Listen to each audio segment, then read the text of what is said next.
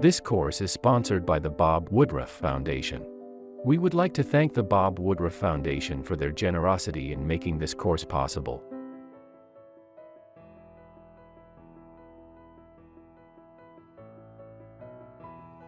Hi, my name is Mary Karstensen. I'm a 26-year veteran of the United States Army and a former senior executive and advisor to the Secretary of Veterans Affairs. I've spent the last 3 decades building organizations and systems to solve complex problems within and across the public and private sectors. As this work is a passion of mine, I'm excited to take the time to talk to you about why collaboration is so important in supporting military members, veterans, and their families and caregivers. Many veterans make a smooth transition into civilian life. They have the resources and networks they need to thrive. But there are others who could use our help, whether that be assistance with employment, housing, finances, or legal services. And some veterans face challenges finding medical and mental health services or accessing educational benefits and opportunities. To address the needs of veterans and their families, thousands of nonprofits, government agencies, and private organizations stand ready to offer services and support. However, while many resources are available, the Veteran Service Network is complex and all too often fragmented. A key reason that navigating the network and finding resources can be so hard is that organizations working with veterans lack a structure to come together in a meaningful, collaborative way. This lack of structure keeps organizations isolated from one another and impedes their efforts to support veterans and their families. As a result, veterans in need of help are often left feeling frustrated, sometimes forgotten. While the challenge this poses can seem overwhelming, collaboration can provide organizations with the structure they need to work together and increase their ability to impact the lives of our nation's veterans. Collaborative efforts made in different sectors for complex problems have shown to be largely successful.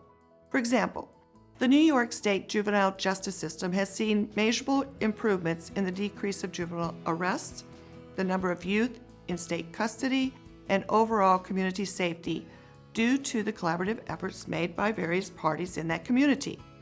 In another example, an effort known as Shape Up Somerville set a way to reduce and prevent childhood obesity in elementary school children. Through thoughtful collaborative efforts among government officials, educators, businesses, and many more, the community saw a significant decrease in body mass index of children between the years of 2002 and 2008. If the same principles are followed for a collaborative journey geared toward our nation's veterans, the same successful results could be achieved. Before we go into detail about collaboration, let's look at what happens when we strive to make social changes. More often than not, the response is to find and fund a single organization in the hope that its program will grow and then we can replicate it for impact. This stovepipe approach is common when the problem is clearly defined and we know the solution in advance.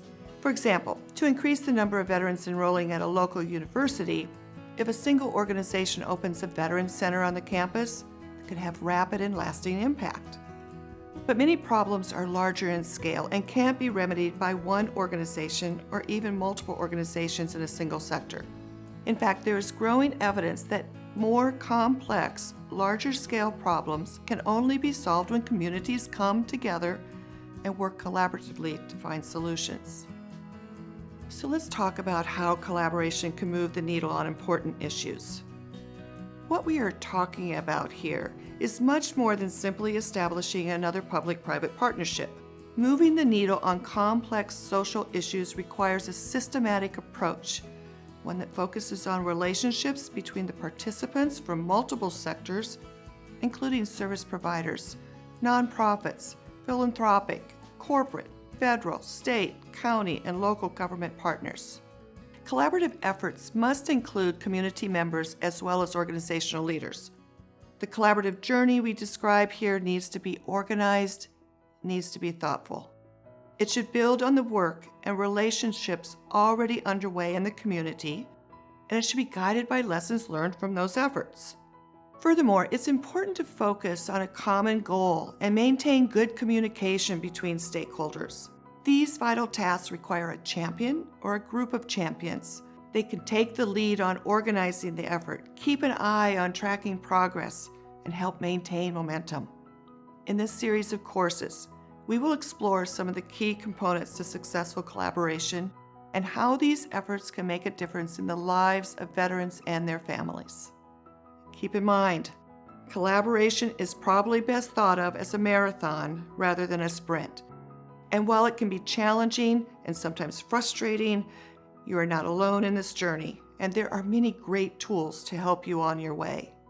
So let's take a look at an example of how one of our country's communities chose to embark on their collaborative journey to better serve the needs of veterans and their families.